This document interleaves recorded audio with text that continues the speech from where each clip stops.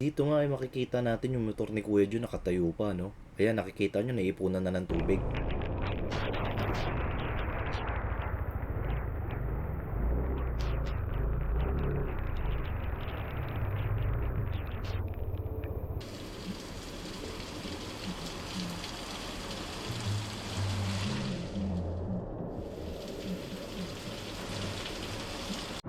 Basa na tayo ng ulan. Ligo tayo. Ligo. Isa namin ligo.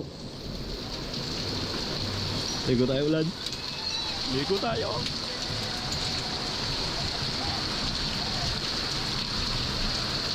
Pag-yung ba yun mo daw na yun? Nakatumba? Kanino? Ay parin din na yun. Bakit? Dapat yung babi. Hindi na ano, mamaya pagpuntaan ako eh.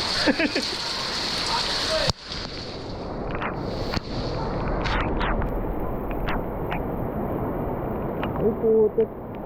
May nakatumbang motor, tol. Ayun o.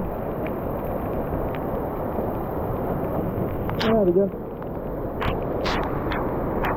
Kanina yan kaya? Ay oh. Dahil dito?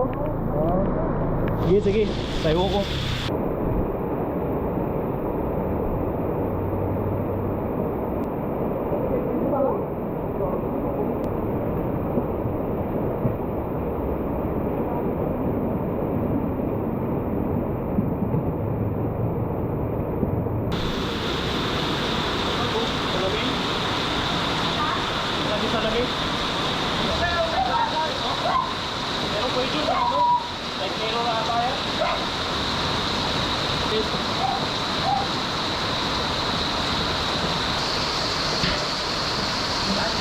Iwas mo dyan pre, ano?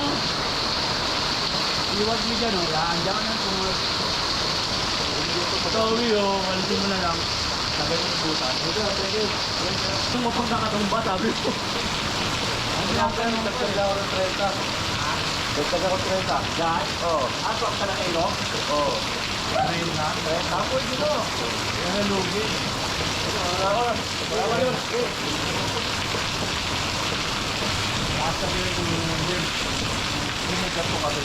Naipunan yan. Naipunan kaya tumumba. Kahit naka-sender pa na. Kahit naka-sender, tumumba talaga yun. Kaya alam ko pero yung oo. Diba? Kasi sabi yung divide din yun. Aerox yung kanya, di ba? Kasi pagdaan ko, nakatayo ko eh. Pagdaan mo? Akala ko nga Aerox eh. Kasi alam ko Aerox yung motor ni Kuya Jun eh. Okay na, natayo na. Ayun, good.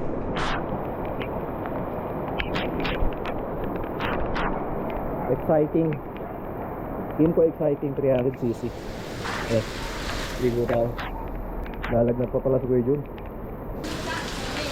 Salamin. Side mirror. Naipunan ng tubig yung kasi 'di ba may ano siya, taklob. Naipunan ng tubig tapos bumagsak. Kasi kung yung tulo lang, di naman babagsak sa tulo yun. Oo nga. Para pag may ano, may nagano. Tumama. Ulo. Tambay muna tayo. Mga gamit natin basa. Ayan. Naulanan na tayo. Okay lang minsan lang maligo sa ulan.